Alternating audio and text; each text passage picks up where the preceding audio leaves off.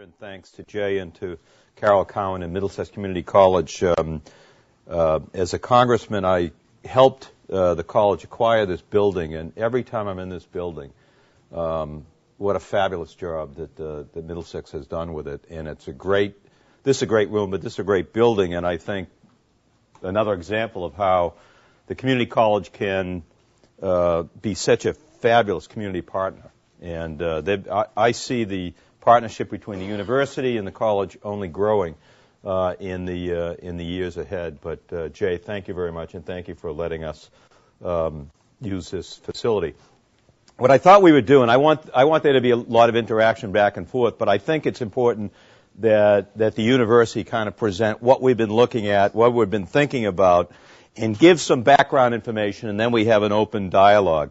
I do want to introduce people from the university who are here. The Executive Vice Chancellor, Jackie Maloney, is here. Patty McCafferty, who's in charge of all public communications at the university, is here. Deb Boudry is here, who's been working with this project, who is about to become the Executive Director of Facilities. You want... And Bob Ferrant is here. I asked Bob to come. He's a faculty member, and I want to assure you that I don't want to confuse Bob with people in administration, because Bob is tenured faculty, and nobody tells Bob where he's going to go. I just called him and asked him to come. And one of the reasons is because Bob has, over the years, he's written books. He understands economic development, but he's also written a lot about university-city partnerships. And I thought, number one, I don't think that I've given this presentation to Bob, and I'm sure he'll have some feedback on it. But secondly, one of the goals of bringing the university, connecting it to the downtown, is to bring faculty members downtown. And I can tell you, if faculty members at our university, 620 or so of them, were to come downtown and bring people downtown half as much as Bob does, then there would be an economic vitality in the downtown that would be just extraordinary. So, Bob, thank you for being here. Let me give a presentation. We have been in negotiations with the owners of the hotel for a long period of time. We actually, about 8 months ago, had the hotel under agreement. And then, frankly, we ended up backing out because we were doing due diligence. And as we did our due diligence, we became aware of major investments that would need to be made in the hotel. We looked at things like occupancy rates, when the occupancy rate was high, when it was low, and we just decided that that our agreement did not work. So many months went by. We have a major housing issue at the university. Frankly, we've looked to buy 7 or 8 different buildings. And some of them are in Lowell, some of them are outside of Lowell. As many of you may know, we've had over 300 students up at the Radisson in New Hampshire. If people want to know what it's like in a hotel where our students are there, they could go up and talk to the management there. They love the students there. They don't even have separate entranceways. Our students are involved, and they're around the hotel. And they would love to have us back there, and in fact have proposed reduced rates to get us back. But in any event, we've been in negotiation, and we now feel as though we're very close to an agreement. There are some issues that we're trying to work out relative to the roof, the structure, the windows, but those discussions have been going very well. At the same time, we've been in discussions with the city council and others in the city, and we felt that it would be appropriate to speak to all of you. I want to talk generally about UMass as an economic engine, because I don't think people really understand, may not understand, the economic activity generated by the university. $10 million in goods, that's just spent in Lowell. That's not even looking regionally. $23 million in salaries, including benefits that are paid to Lowell residents. In other words, the economic impact is much more dramatic if you were to go beyond Lowell, but I think it's important to point out that our 400 or so Lowell residents, that there's $23 million worth of salaries. It has been an economic engine for some time. I oftentimes hear people talk about, well, what about the tax benefit? There's a line in the cherry sheet, which is the aid that comes to the city on state-owned facilities, that is almost $200,000. That would go up. We have an appraisal of the hotel for $42 million and believe we could get that number up. We're a major user of water and sewer, representing $1.3 million for income. We have done construction work where the city's been reimbursed. Another figure that I really think is important to each and every one of you, we estimate that $41 million in spending capacity of our students based on 2007. Our students are an economic engine. Sometimes there's a sense that, our students really don't have any money or they don't spend money. We actually analyze over a period of time. They do have money to spend it. In fact, we have a continuing education program, online learning, where the revenue that Jackie ran that program, the revenue on that program is probably about $9 million. So there's all kinds of potential advantages. And in fact, housing is a net revenue gain for the university, generally speaking. Part of it's because some of our housing is older. But make no mistake about it, our students do have they do have spending capacity. Their parents have spending capacity, and that has long been underutilized in the city and generally. The benefits to Lowell people obvious. I think we're a teaching institution. We have 878 students that are engaged or enrolled. We have a lot of alumni from the campus. The research, this is just research that affects Lowell, nearly $14.8 million in research projects that impact Lowell residents. We have $200,000 in direct and in-kind support for community partnerships just in Lowell. We obviously have others in Lawrence and Haverhill and elsewhere, but I think it's important just to point that out. I also, from time to time, if you look at the partnership with the university and the city, that's the reason why there's a Tsongas Arena. $24 million came from the state and the university to put this arena up. We have other projects. The baseball park, $8 million. And just to give you a little bit of history on the baseball park, when the state was considering putting $8 million into the baseball park, the Speaker of the House called Chancellor Hogan and said, we want something verifying that you're going to play baseball there. We want something verifying you're going to play football there. We want something verifying that you're going to have university events, university activities, concerts, that it's going to be part of your campus. The only reason that baseball park was built was because of the university. And also important is that there was a land donation. That land was donated by the university. And what do we see happen recently? A new contract was negotiated. Some of you may think I'm sensitive at the notion that the university doesn't pay taxes, but I want to point out there's $250,000 a year for 10 years that will go to the city because of this baseball park. That's significant revenue. And again, it's because of the university that park is there. Now, there are some that might say, well, you'd be giving up tax revenue to the city if you buy the hotel. There are 3 parcels of land over the last few years the university has given up.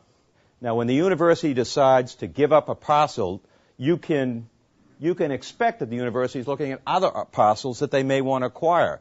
In other words, the university isn't getting smaller when we give up property. We're just making strategic decisions about where we want to grow, how we want to grow, and whether or not a particular project works for the university. I call your attention to the Lawrence Mills project. This was our property at the university, didn't pay any taxes, 0 in real estate taxes. There was a strategic decision made to put this project up and make an economic development project and make it a housing initiative.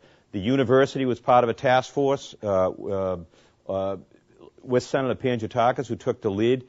There's now almost $500,000 in real estate taxes that we're providing $0. Another building that we were going to put our College of Education in fact, there were plans, a lot of money spent to do that, is a hub hosiery building. I'm familiar with this building because my grandmother immigrated from Ireland to the United States in 1915, and she worked in this building. Now, the tax revenue this year was about $150,000, but if you go by there, at the end of the renovations that are taking place, that will be $500,000 a year. My point is, if you add these three properties, the city is getting $1.3 million in revenue next year than they weren't getting when the university owned the properties. That's what partnerships is all about. It's a give and take type of situation. But the city is gaining significant tax revenue because of our investments. The university recently acquired the boathouse along the river. We've put $1 million into it. If anyone wants to take that off our hand, we lose about $220,000 a year, and we're trying to come up with a pro forma or a business model to turn that around. But my point is, it's a significant investment that the university made. And any of you who have been there, it's a beautiful location, and there's all kinds of potential to develop that. So those are some of the issues that I think are important when looking at university-city relationships. We're also the major player in town in terms of investments. We are in the process of building a new Emerging Technologies and Innovation Center. It's going to be on our North Campus. We've had a lot of meetings about it, and that is, we're going to begin construction on that project. It's a $70 million project. Obviously, it's going to put a lot of people to work. We also, one of the first things when we came in, we tried to do was make sure, if any of you know about the university, there's this traditional north-south campus thing. And I knew if we were going to build an emerging technologies building on the North Campus, that we better get something going on the South Campus. And we have a $40 million new academic building that's going up on the South Campus. And we will be one of the first new academic buildings to be built out of the governor's $1 billion higher education bond bill. And that project is going extremely well. If we do this hotel project, it's a $15 million purchase price. The hotel would have to make some improvements before we move in, but we also would spend $4 million, and I'm going to ask Deb at some point to talk about what that would mean. Right now, we're renovating Fox Hall. It's a $12 million project, created 250 jobs, and we have plans to build a new parking facility over on the North Campus. In addition to that, we have a Mass Medical Devices $4 million project. Now, I want to talk a little bit about the hotel and what the vision would be. The vision of the hotel would be to run it as the UMass Inn and Conference Center. We basically would want to transform the hotel. In terms of the students, ideally we would want to put in there'd be graduate students. We need to expand the number of international students that come to the university. Why? Because if you want to be a world-class university, you have to have international students. How can you possibly prepare students for to be productive in a global society without having more international students? Those students potentially would be students that could house here. We've talked to our honors program about potentially having honors students here. And I can tell you just initially, even without much marketing, it's risky when you think about investing $15 million that you're going to have to borrow. And I oftentimes, not that I read back talk that much, but people say, well, where does the university get $15 million? There's zero state money involved in this investment. Zero. The state doesn't put any money into housing. It's totally paid for by student fees. It's one of the reasons why, if you're looking to get more housing on campus. And why do we want more housing on campus? Because we know statistically students are more likely to be successful academically if they live on campus. We want to improve graduation rates. We want to improve retention rates. We want the student experience to be positive. We don't want students to be students at UMass Lowell for 8 years. We'd like them to get their degree in 4 years. And we know that housing helps that to happen. But the state doesn't give us any money. We borrow, a building authority borrows it for us, and then we pay it back. And we need the revenue stream that comes from the students to pay them back. Now, as much as I've said that the university is the reason really why there's an arena and a ballpark, it's easier for the university to partner when the legislature provides the money through a university project than it is the university saying, we're going to buy a building in downtown Lowell, and we're going to have a debt service on that building over the next 30 to 40 years. That's a risk, and it's a step that the university, until now, has been unwilling to take to downtown Lowell. This has the potential to transform the relationship between the downtown and the university. And I want to make that clear that this is a major initiative that ties the university to downtown. What type of events do we see? Jay mentioned the academic programs that are here at the college, that we would make part of this endeavor. There is something called a Connections program. The college has international students that we would make available. Corporate education is a big deal at the university and the college. What a perfect site to have, leading companies come in and do corporate events. What a great place to try to get our faculty downtown and have faculty-sponsored research events and faculty-sponsored speakers. There's all kinds of potentials. Right now at Lowell, we do about 1,000 events a year on our campus. They're not downtown. Sometimes if we need to go to a hotel, we go to the Burlington hotel in Burlington, or we go in Boston, as a lot of people do. We see this facility potentially as being a place where everyone would feel that they could do their event right in downtown Lowell. We would also keep rooms open and run it as an in- conference center. How many rooms we would keep open depends on the business model, obviously, because we have a debt service that we're going to be paying. So we don't want to keep rooms open if they're going to be empty most of the time, because we actually have to pay the debt service, so we need the revenue. In May, when our students leave, we then would make the entire hotel available for rooms. The Park Service, for example, we've talked to Michael Creasy and Peter Osello's here from the Park Service. We've talked to them about when the needs are the greatest, folk festival and events like that. We think that we can accommodate those events in May, June, July, and August. We know from looking at the information that that's when the hotel has been busiest. So those are some of the things that we've been thinking about. We have a card. I don't know how much we want to get into the details of it, but we're developing a card service where our students could use a card. And we think that would be a great thing where students could spend money downtown. Now, Bob has written over the years a lot about this, about the idea of getting students downtown. And, for example, the food service. We have a food service on campus. And there are a lot of universities. I'm looking at Evan Dobell on the wall over there, who was the president here at Middlesex Community College, but he's also the president of Trinity College, and now he's the president of Westfield State. And I've spent a lot of time talking to him. And you're getting old when you have dinner with guys around the wall of places like this. But Evan is kind of an expert on how you take a university and combine them with an urban environment and make it all work economically as an economic development, and how you grow the downtown.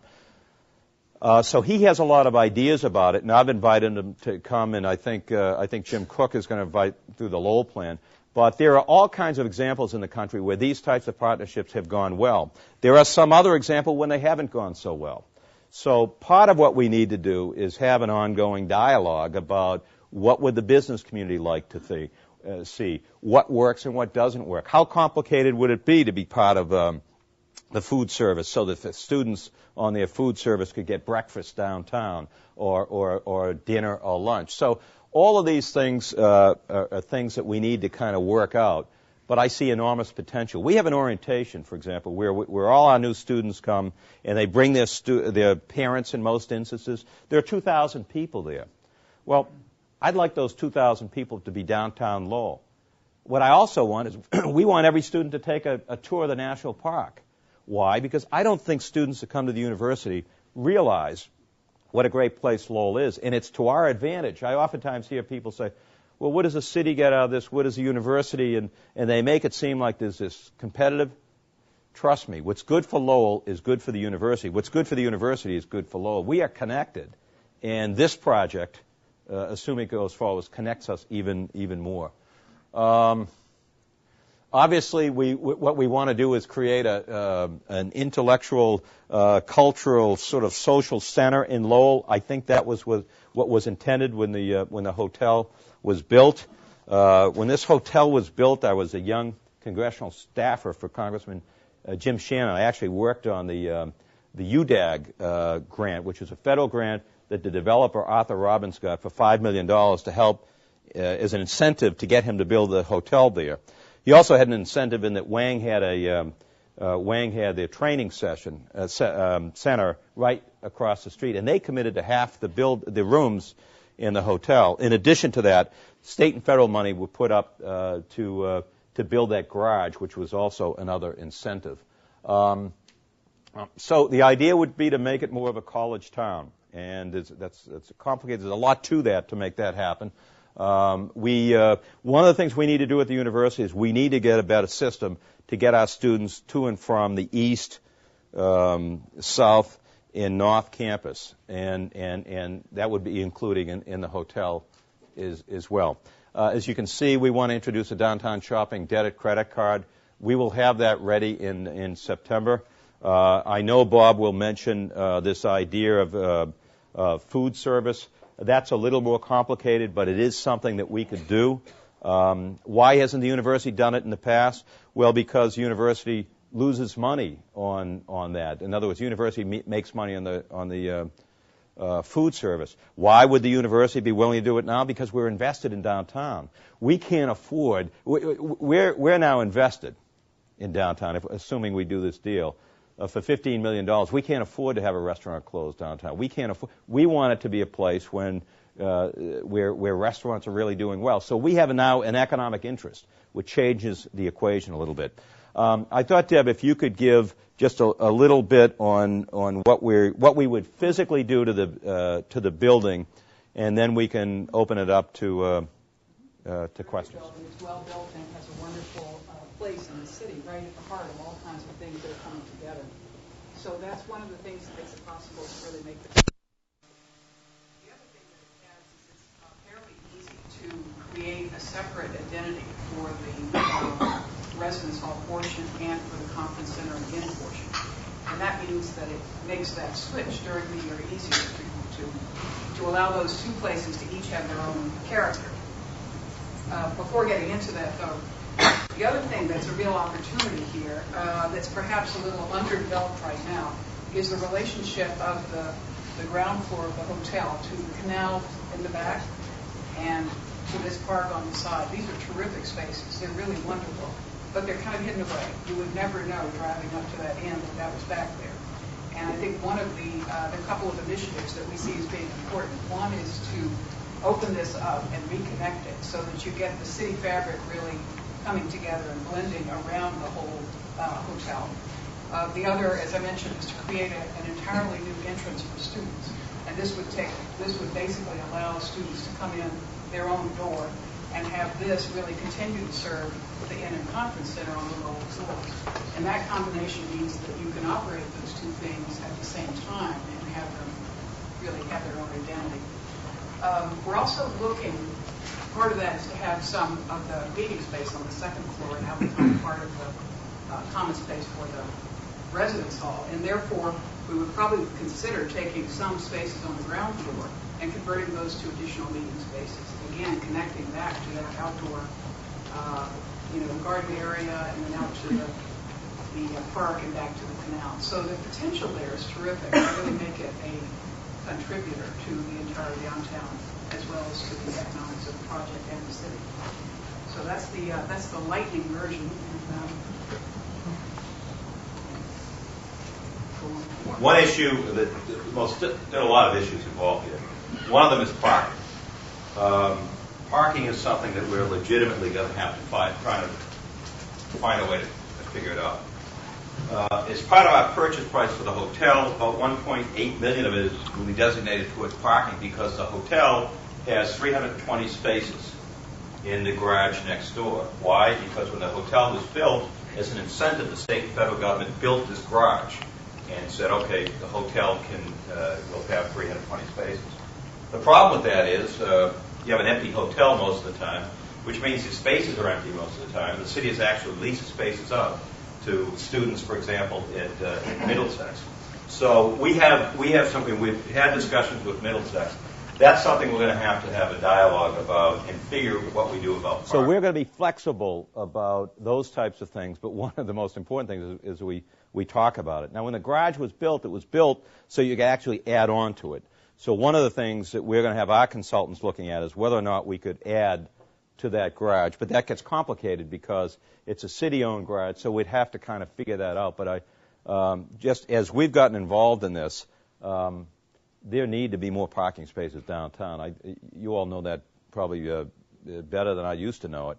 But so adding to that garage would be a good idea. But with that, I'd like to open it up to comments and questions that you have. Some of you have heard this presentation. I've given it probably 12 times, and I don't always get everything into every presentation. But Q&A will be a better opportunity, I think, to try. Oh, the last point I want to make is that we have had discussions with the Park Service. We would love to get the Park Service to have their visitor center at the hotel in the first floor. Actually, you could do tours from the back. You could start tours from the back in the canal. We've had discussions. They're thinking about it, talking about it. But we will look for some tenants to be in the building that would be an appropriate use. The other point, right now we're thinking that we wouldn't put a restaurant into where there has been a restaurant from time to time in the hotel. The reason being that we think we could just make that space that people would rent out along the canal. It's a beautiful area. We think it could become very, very popular. But we also, we don't want to take business from downtown, and we think it might be better to not to have a restaurant there and have a mechanism by which people know where the restaurants are downtown. One of the things there's been a lot of things that sometimes irritate me. One of them is that the hotel is actually calling people saying that they can't accommodate their requests, and they've got some woman who's getting married is saying that they can't have their wedding there. They can have their wedding there. As a matter of fact, if I can be so bold, I would venture a guess and say that the food will be better, the service will be better, and I would venture a guess, I'll go out on a limb and say that people will actually come back after they have an event. My guess is we might be able to get the Lowell plan back into the hotel. My guess is we can get a lot of people to come back to the hotel, and that's our goal. I had a meeting this morning with Norm DeShane, and he talked about his Taste of the Town event here, and he's already been called saying they can't accommodate them. Do you want to go to the Westford Regency? Well, somebody's getting 5% of the take there, but we intend to do that event. So that's the part of it that's easy for us. We see that as the greatest asset or change in the situation that's a positive is the fact that we're going to do more events there in the downtown, and we think that we can do it better. So absolutely, there's no question. I expect to expand. I actually expect that we'll use the space all of the time, And my view is that there'll be more weddings and more of those kind of. Well, just with the university events, there would be, but no, that's a central part of our own business plan. That's central to it, and you know what else, Bob? We're going to have to work on that so that we get feedback on how the events go and how we can we're going to do an RFP and bring in somebody to run an in conference center, somebody who has done it on university campuses around the country, have done a lot of them. But this is an area where we need to discuss it, but it's an area that we see tremendous growth, and we think you're going to be happier actually at the end of the day. Not that the bars are set, and part of the problem is we don't have the deal yet. So that's been, but I bristle every story that I hear, particularly when there's a woman who's getting married in the front page. It's all a game. It's a game because I'm sure the Westford Regency is going to give 5% or whatever it is. But you know what? That breakfast, I guarantee you, will be a better breakfast. And so will the city manager's breakfast. And our goal isn't just to keep what's there. We think we can do a lot better. So we will get somebody at the university. We'll start. Yeah, contact Jackie Maloney, because I got the same intel from the president, Norm DeShane, told me that they made the same call. And you know what? We're looking forward to having those events. It forces the issue, which is the interesting thing. And we are, and this is not, sometimes you read the newspaper, it seems like this is all my plan. It's not my plan. It's Jackie, it's our provost, it's everybody on our team has been looking and studying this for a long time. And once we do this, we're married to downtown. We're a partner, and we have to make it work. And the shuttle service is that's one of the biggest issues.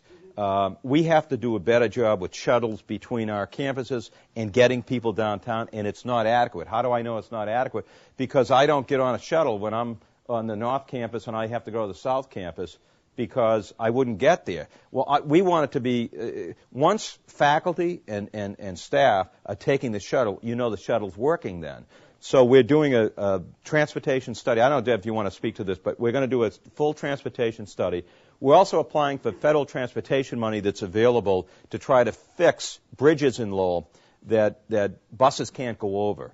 I mean, I've never been in Lowell so much as I am now because I was never here during the week, and I can't get over the traffic. And part of it is bridges. We have to get these bridges fixed so that people can get around. And, another thing that we have this idea of maybe a faculty club, or we need to try to get faculty downtown because, number one, I think faculty will really like downtown.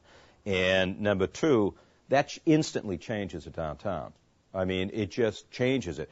We think that if we could get Middlesex faculty and our faculty to have a space where they could, it would be a social space, but there's also the synergy you could create with our faculty socializing together, talking about the projects they're working, talking about the research. We think there's all kinds of potential to build on the partnership that's already there. Because, see, universities and colleges, they're really all about the interaction that takes place among students and faculty. And everything else is just designed to try to help foster that. So that's the core of what universities do. Therefore, to the extent that we can get faculty engaged in the downtown, engaged with Middlesex, we think that would be a big plus. Yes, absolutely. And part of the difficulty has been with alumni that we have a UMass club in Boston, and with the bringing the system together with 5 different campuses. Oftentimes you'll hear people say, "Well, gee, I don't feel part of it because I attended Lowell, or I went to Lowell Tech, or I went to Lowell State." There aren't that many people around that went to the normal school, but oftentimes they'll say, "Why don't you?" So that does provide an opportunity for us to do that. And I can just tell you the space we have on campus. We don't have anything like this on campus.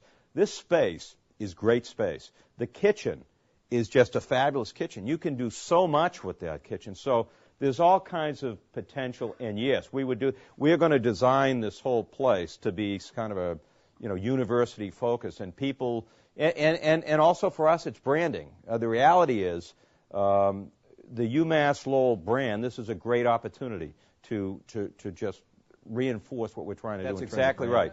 Graduation, for example, commencement. We would have rooms available. We would encourage people to stay over.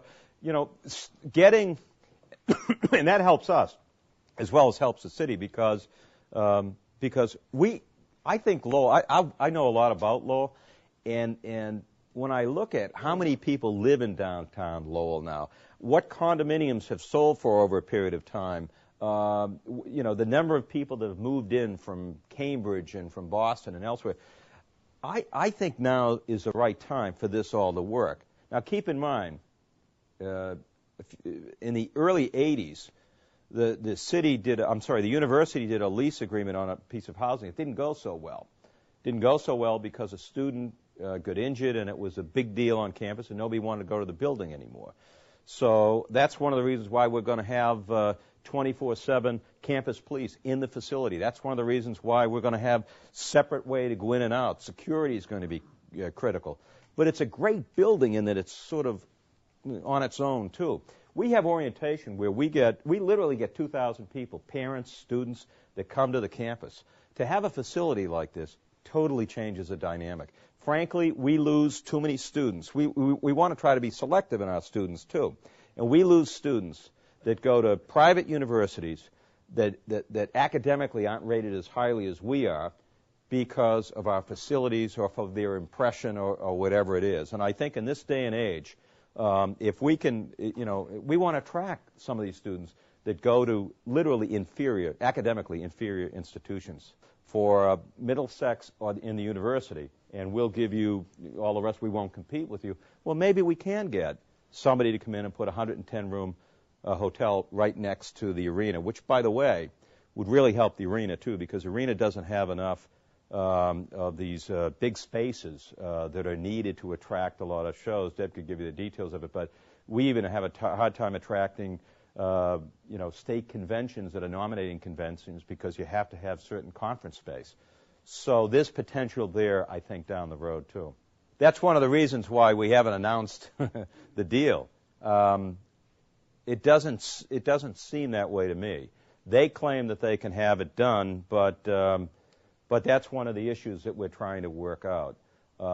They are doing work on the roof, but the windows, I haven't seen anything on the windows, and we can't buy a hotel with windows that leak. I mean, it's tough to get people to actually go into a hotel room with windows that leak.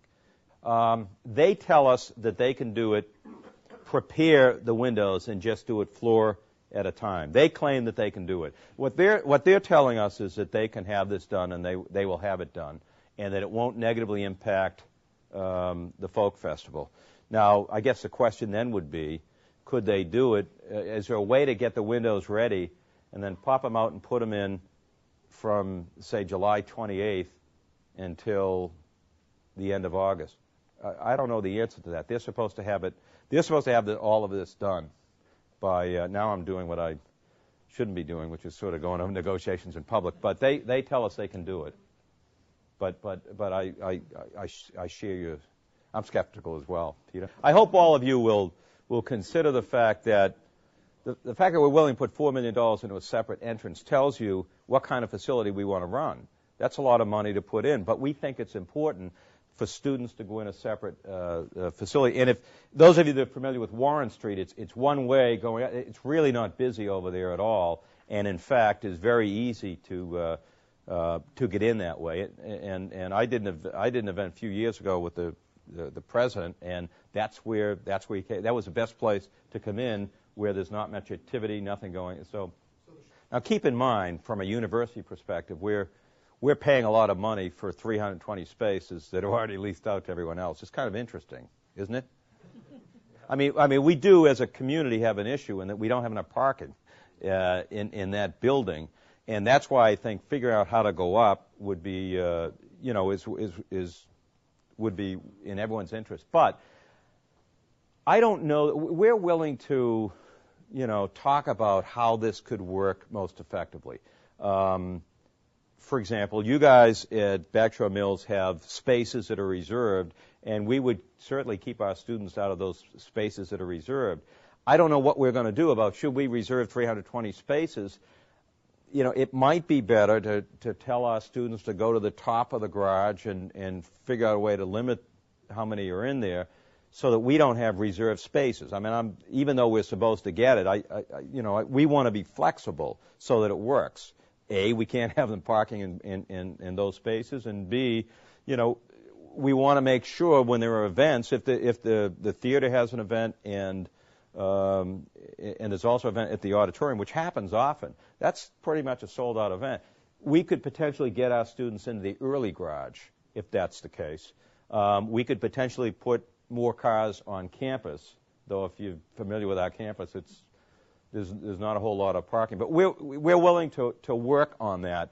But I do think it's important as we go into the discussions for everyone to recognize we're paying a lot of money for 320 spaces. The other thing that we need to talk about, and you all would have a good idea about this since you do events there, we're looking at can we say have events and charge people let the city charge people for parking at the garage. Now, if you go to the hotel, you get stamped, you don't have to pay for parking. If there's the event that you mentioned, Bob, how would people feel if they all had to pay $2 on the way out? I don't either. I don't either. So that's one of the areas where I feel the university should compromise. Now, Bob will agree with me on this. If we're trying to get faculty down, no, if we're trying to get faculty down for an event, I can tell you, we got to give them free parking to come in the event. They've already agreed to park at the university, and they pay for parking at the university. I just think, well, my limited experience would be that I don't want faculty to have to pay because I'm trying to give incentives to get them downtown. So I think we'd have to work that out on a case-by-case basis. But I think we can grow more revenue for the city by being flexible. Because I recognize the fact, and I think all of us recognize the fact, that we want to be flexible here and see if there isn't a way to increase revenue to the city. And we want to do that in the context of everything I mentioned. You can tell. I also feel that the university doesn't get enough credit for what it contributes to the community in tax revenue on properties that we've jointly developed with the state and with the city. But that's another one where you could help us by giving us some feedback on it. But I think I don't think there's anything wrong with somebody going into a parking garage and paying. I would suspect that some of them were surprised that they didn't have to pay when they left. That's what I think too.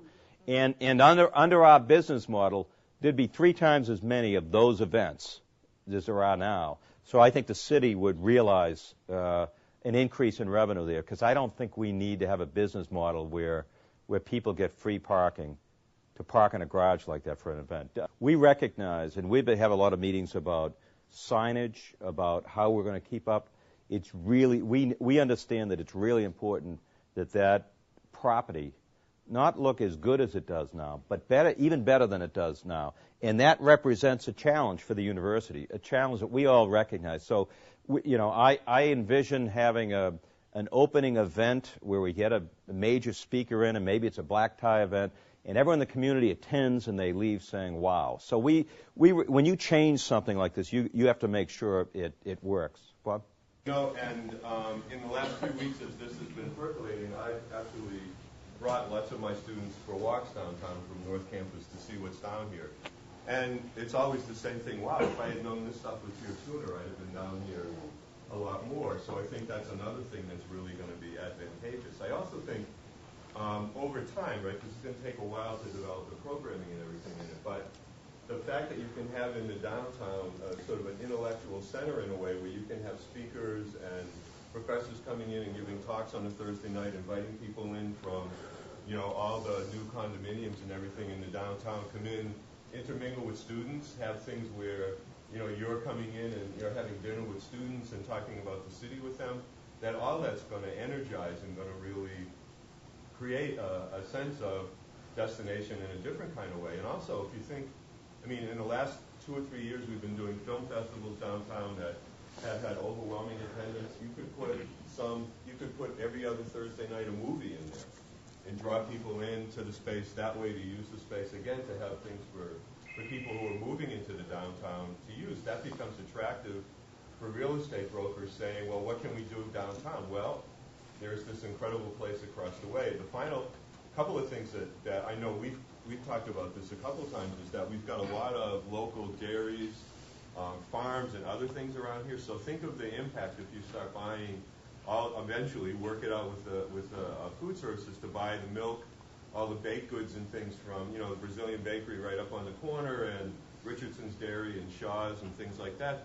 That's another whole economic impact that people don't immediately think of. And the final thing is to create inside the inn and the conference center a place to display all the local art that gets produced, because we've been trying to have a creative economy sort of way to think about one aspect of developing the city. If throughout the inn and the conference center part, and in those rooms that are dedicated that way, we have local art hanging, and we have information on how you can meet the local artists, go to Western Avenue Studios and see the artists up close and personal, or go to the Whistler House Museum or whatever it would be. That's a tremendous, again, economic impact. So for me, I'm always, have talked about this, I've written about this, and I'm always skeptical when anything like this gets announced, but to me this makes so much sense in the long run. It's going to take a while, and everybody needs to be realistic about how it's going to play out over time, but there's no possible way that this can't work. If we all get involved and do it really, really well, it's going to be a plus for everybody. The other thing is how we work at this. This has to be a give and take. I said to Bob yesterday at the campus, we probably need to formalize a committee where there's a dialogue going back and forth. But I can tell you now, we do 1,000 events on campus, and I know that when people leave, they aren't going downtown. They come into the campus, north or south, and they leave. I see this as the beginning of a great opportunity to get more people downtown. I really do. And I don't, and Bob's right, parents, but faculty members, companies. I mean, Jackie could tell you a little bit about our corporate education. Jay could tell you about theirs. If you combine, we have one of the best plastics engineering schools anywhere, and they do this plastics engineering event, and we're trying to get them to have it in Lowell rather than have it in Boston or Burlington or someplace else. That would be a big deal. A lot of companies come in. It will help change the. I think some of the impressions that people may have. It's one of the reasons why I spent some time showing the figures and analysis of what the impact of the university is. We could have an even much greater impact by getting downtown and bringing people downtown. But we deal with companies all the time, and rarely have we ever brought companies downtown. And this provides. I have to say, Bob's been doing more of this. If I'm telling you, if every faculty member did only a small percentage of what Bob does in terms of bringing people, you would feel the impact. You'd feel it everywhere. Yep. What happened, as a practical matter, the DoubleTree does well when Deb brings something in, or when in the months of June, July, and August, they do better. The occupancy rate in our first due diligence was actually higher than our second due diligence. This is not a great time for the hotel industry generally. In fact, the truth is, other than Deb will tell you, people who want to be all in the same hotel, there are enough hotel rooms to accommodate people. And in fact, this hotel is being sold whether we buy it or not. And it's not going to be a hotel that buys it if we don't. But the question becomes, what can our occupancy rate be? Some people go to a DoubleTree because they want Hilton Miles, and they go there. Other people go because there's a major event. We're going to have to see how that business model works. If you ask me, the occupancy rate is higher in June, July, and August than it is in other times of the year where we would only have fewer rooms available. So overall, I think that there'll probably be fewer rooms that will be rented at that hotel as a hotel than there would be when it was a DoubleTree, even with their low occupancy rate, which is probably 39%, in at least the latest data that we have. We have this company we hired to look at it. So I think overall it would be lower. There's going to be an issue with the Visitor Convention Bureau, attracting people. We're going to have to work with them, and it's sort of like the parking. I can't make Deb whole, or we can't make Deb whole, because basically she's got a hotel. She can always get plenty of rooms. So we're going to have to work that out. We're going to have to try to increase the number of conferences we bring in and have Deb handle those. And so we're working on that. But to answer your question, I don't think it's fair to say that we will rent out as many rooms as they do now, even without it being highly successful. However, on the conference part of it, I think you'll see a dramatic increase. And again, we're going to try to serve the needs of the community in June, July, and August, and maybe in January. We have to see how that goes. But again, that's why we need to have interaction back and forth. One of the things we have been talking about is, there are models that really work well, where older urban areas become college, partly college town. It's not. There's a lot of aspects to Lowell, but there are models that work well, and there are models that don't. At some point, we've been discussing, why don't we get, somebody to do a study and tell us what works and what doesn't? What are the 25 things that the university should be thinking about to make it work? And what are the 25 things that, say, the business community ought to be thinking about, and maybe what are the 15 things the city ought to be thinking about. So I do think as we go down this road, we're all going to learn a lot. We may want to bring some expertise in to help us figure out how do we make this work. It's one of the reasons why Jim and I have been talking about Evan Dobell coming in and talking about his experience, the pluses and the minuses. Everyone here who's an entrepreneur ought to be thinking about ways, how can I maximize it? You guys are the entrepreneurs. So, you're going to come up with ideas, and we have to have a mechanism whereby we can, we can discuss them, and whether it's having a committee. Bob talks about the local dairies, local fruit. I mean, I'm constantly calling the food service to say, hey, Lowell fruit, you're not ordering. I do that all the time. And Bob's argument, he's written, is try to write that into the next contract, is what Bob says, and we're going to try to do that. But I think it's important that we together try to figure that out. But at some point, we may go back to the Lowell plan and maybe jointly put a study together that can help all of us as a community figure out what do we need to be thinking about to make this work. I think we fill in the pool right away. I'm willing to take on some liability, but I'm not so sure about a swimming pool with that many students. We're looking at that issue, but frankly, if we could entice the national park, for example, to come and have their visit center there, they would need to have a place where they can show the film on Lowell, and frankly, that would be a great location for that. But the short answer is we are, as Bob is skeptical about whether or not in a building like this that we should keep a pool. You know what I mean? It's just there are some ramifications to that we're looking at other universities, other in conference centers, and trying to figure that out. But we're skeptical of our potential liability on that. How about the gain of the hotel? Was I right in thinking that we may see a gain? Yeah, well, I don't want to speak to what because I only know in our negotiations somebody else was involved, and it wasn't a hotel. Yeah, I mean, there isn't a hotel that would buy that hotel or a hotel chain. But I'd rather have our dialogue with the community based on how we can make this better. But I think you're right. I don't think there's any question. And a lot of what is motivating, I don't know if I should get in this with the newspaper.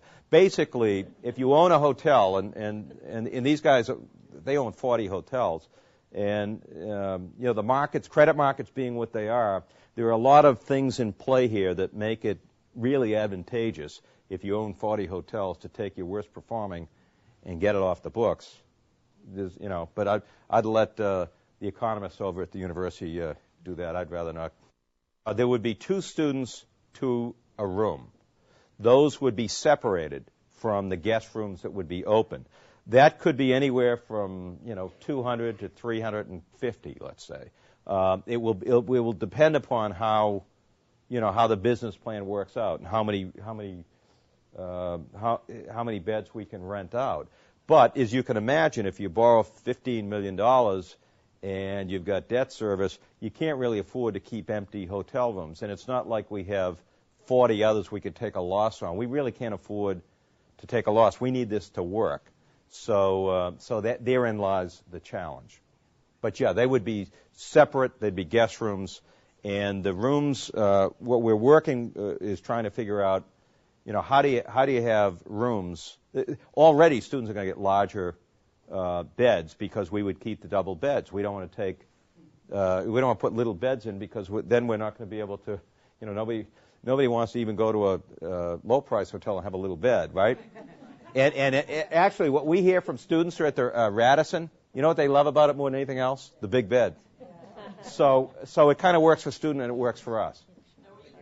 Our goal would be to make all the rooms at the hotel, the guest rooms, available for guests. Yes, that would be our goal. And as we look at occupancy rate, that's really when the hotel is busiest. And Deb left, but one of the things we've talked about, what we also hope is that we can work with the Visitors and Convention Bureau, and they will know they've got an empty hotel in June and July and August, and they can work aggressively. We know we have the Folk Festival and all of that, but yeah, that would be the way we would see it happening. But if there was a need for more rooms, Deb had mentioned we're looking at the first floor. and maybe we could renovate some of those rooms on the first floor and use them as conference space, and we would be inclined to do that if it means we'd get more conferences, get more businesses down. So primarily we're talking about conference space here. So if we can expand those first floor, and any of you are familiar with the first floor, there are suites there that are huge. It also opens up onto the canal, and as Deb mentioned in her presentation, we really want to get people on that canal and on that open area. People really get a sense of what of what Lowell is and there's been millions and millions of dollars in historic preservation to make those views available. And the other thing I would say about this is, I remember when Wang moved out of the building across the way, and I remember people thinking, oh my God, the community college is going to go in there and they won't pay taxes, and what it'll be like. The downtown has changed dramatically, positively, because of the college, not to mention the fact that I honestly believe that the greatest asset Lowell has are the community college and the university. We're actually a student or a new immigrant that comes into the United States and settles in Lowell can actually take a bus to the community college, work hard, and then get a 4-year degree from the university. It's an incredible asset. So we want to try to leverage all of that. And again, to do it effectively, we're going to have dialogue, because everything's not going to go perfectly. And there are some things, we've tried to do our due diligence, but there are some things about this we don't know yet. And there may be other ideas that you have that you get to us. So we're going to have we have to formalize a working relationship so that we're all talking to one another, trying to make things happen. As soon as we sign on the dotted line and do this deal, we will have a person designated, and we will go out for an RFP to get somebody in. So there's a whole process that's going to take place. But we'll have someone designated even before we close the deal. Part of the difficulty with this is, all things being equal, I would have preferred not to talk to the city council, not to have all these meetings until after it was done. But what happens is, Lowell being Lowell, people hear things, and people say, hey, what about this? Well, yeah, this is... So I felt that we had to have an open dialogue. And actually, it hasn't hurt. I have to say it hasn't hurt. We'll see what happens with tomorrow's piece, but it hasn't hurt. So we're very, very close, and I think it's moving along, and we will designate somebody. We will do that. Actually, the students, what allows the building authority to borrow the money is the ability to put students, 2 of them into a room at $5,800 per bed, and we think we can fill as many beds as we need to. Now, we still could lose a little bit of money under that scenario, but we believe we'll make up that money on events and running a conference center. We also have the possibility of running corporate learning, some continuing ed programs out of the building, where we also believe we could make up, because we have a very successful continuing ed program. So I think we have enough, and again, I was hoping Peter would commit today to have the visitor center there, and for a small amount of rent, it would work beautifully. But but there are... No, when I use free, it was for the tours for our students. No.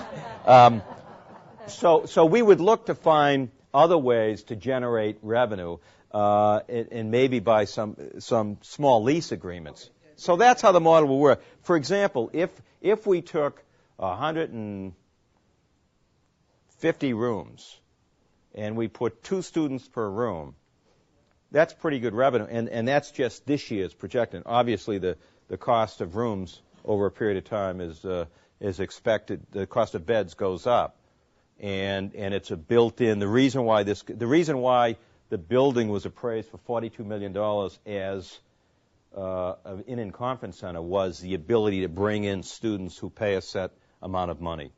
So that's how it works. We believe that space is available.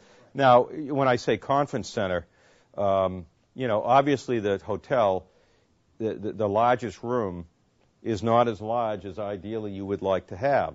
But the arena is pretty large, and I think there's a potential to look at a different model at the arena and to partner there. And I don't know how the arena is going to work out, but there is a chance that the university would take that, and we would we have the arena we'd want them to build off of one another. Now, right now, based on the estimates we have of open available hotel rooms in the region, there are more than enough available hotel rooms in the region.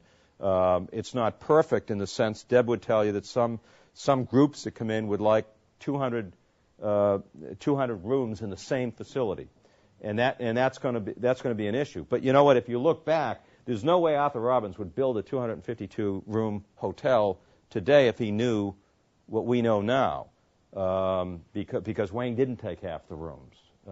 So that's all of that kind of goes into it. We would hope that at some point we'd be able to do a hotel next to the arena at some point, and that would be fabulous. But keep in mind, there's a lot of work that needs to be done before we get at that point. I was not a believer in that idea until we had one of our consultants go up and look at the property, and it's going to cost some money to clean it up, but there is potential to do that. And if you did that, and if you had more conference space available next to the arena, that creates a model that could do very well. We're going to do an RFP and have somebody in that business who would submit an RFP, and we would choose somebody to do it. Yeah, I'm not a big. We're not going to try to reinvent the wheel. To be sure, we have models. We've talked to some of the best consultants in the country on how this is done, and that's the way we would do it. Yeah, in our RFP, we are going to say that an expectation for a successful winner of the RFP would be that they establish a program with Middlesex Community College, and it will specifically designate those programs, and that will be a requirement of the RFP. Now, we have had some discussions with University of Massachusetts Amherst. They have a hotel management program, so there is a possibility that they would be involved in it as well. But at this point, our priority is to make sure that the programs that Middlesex has are included. And frankly, they may, the college looked years ago at buying the hotel themselves. They may want to grow programs around, around this Inn and Conference Center. So we may make adjustments and say, well, Middlesex is going to add such and such a program, and we want to expand, and we would do that with them. But it'd be part of the RFP. I think the potential is there, but again, we're going to have to work on this. Before I got married, I had the rehearsal dinner right there at the hotel in back of this before your place was open. But I had it right there at in the back of the hotel, and there couldn't have been a more beautiful place to have. It was a beautiful night, and to be candid, there's not a whole lot of people around there all the time at night. There is an argument that could be made that at 6 o'clock, things change in that area. And so I think this is an opportunity to bring more vitality to the downtown. But we're going to have to work on this. It's one of the reasons why I think we need to formalize the relationship so we talk about it, because something's going to happen that the university couldn't have predicted, or there's going to be just input. It just so happens that I know a lot about the situation with the mills and the parking spots over there, because somebody that works next to me every day is also, your next door neighbor. Did she get in at a reasonable time? But so I happen to know about it. But we're going to have to set up a mechanism where we communicate. We view this as a community engagement kind of project. And as I say, I don't understate the commitment of borrowing $15 million for a university. If we ever had a situation where it didn't work, well, we can't afford to have it not work, because that's way too much, as you would know, that's way too much debt service to have a situation where students don't want to go there, or that people don't want to have events there. We have to make this work, which is why we're going to do an RFP. and get, we might, in this RFP process, maybe we should get some input. Maybe we should maybe we can do that, send a copy of what we're thinking about in an RFP, get some input from all of you. That's the only way this will work effectively, is that we all communicate and figure out, what works and what doesn't. And I'm serious when I say, Bob, if you have an event and you have little issues, we have to have someone that you call and say, this was great, that was great, you need to work on that. Parking is going to be an issue. I'm thinking about when we attract a major event that would bring 400 people downtown on let's say a Monday at noontime. I'm not sure where they're going to park.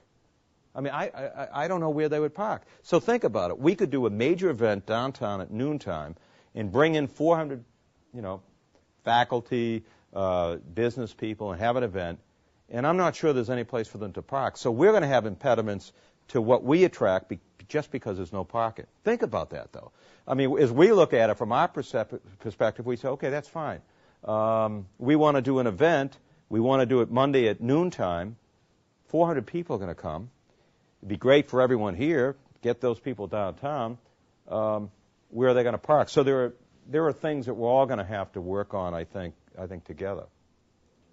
Yeah, and we're looking, Rich, at a lot of those models. And one of the things that you all ought to do is figure out, how do we promote restaurants downtown? Because we will do that. In other words, we'll find a mechanism where we let, here are 10 restaurants downtown that you can go visit. And, I think there's a way to make this work and have it be a win-win. I really do. But we're going to have to work on it. See? Yeah, I think if this hotel were at Kenmore Square, I'd have to pay a lot more than $15 million.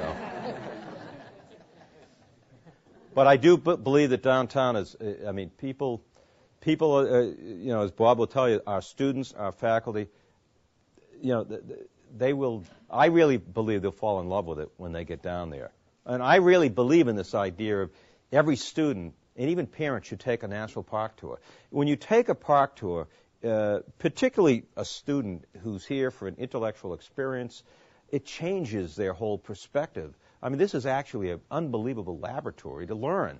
So, and we've never really done that. I think this year is the first year that we have these tours. Larry, is that right? We better have them. Where students are going to take a national park tour. But, I'd like to get every faculty member to do it. Maybe we'll put that into the next contract and make it, it'll cost us something. But I think it would be extremely important that, and Bob, most faculty members haven't taken a tour. And I think it would change their perspective totally. And it's in our interest as a university, because we're trying to attract students, most of whom are from outside of Lowell. And to the extent that they have a positive feeling about Lowell, if we could do orientation, and part of orientation, or even before that, when students now, when they come, we're trying to attract them, we bring them over to our rec center. We've got a $23 million state-of-the-art rec center. Students are really interested in what the facilities are going to be. And we attract a lot of students that way. But if we, after we took them to the rec center, could bring them downtown to the hotel and have reception for them in the back, and then take a park tour, that would help us a lot to attract those students. I think we're getting near the end. Okay, so for now, and anyone can email me at the university, Martin_mean at uml.edu, or call Jackie or call Patty. But we will formalize. I hear what we need to do is formalize it. And the reason, Peter, we haven't done it up until now is because we're haggling over windows and roofs and ventilation systems and the ducts and all of those things. I'll tell you, it's a great building, though. It's a grand building, and there is a lot of space in the building that we think could potentially be better utilized. And one last point that I'll make on what Bob said, I want to jump on. We did a university-wide event recently. When I say university, I mean all the campuses. And it was in Florida, and it was for alums. And faculty member just provided an hour lecture on what they were working on, what they were doing. And I'm telling you, the place was packed, and there's so much interesting research, so many interesting things that faculty are working on. We had a reception yesterday or the day before for those faculty members who have recently published books. If we did these events downtown, it would be just unbelievable. It'd be great for the university, too, because there are impressions people have of the university that really aren't accurate, just as there are people at the university who have impressions of the city of Lowell that aren't accurate.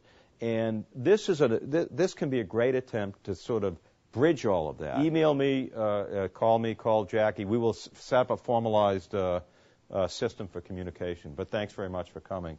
And, Gene, thanks for putting it together.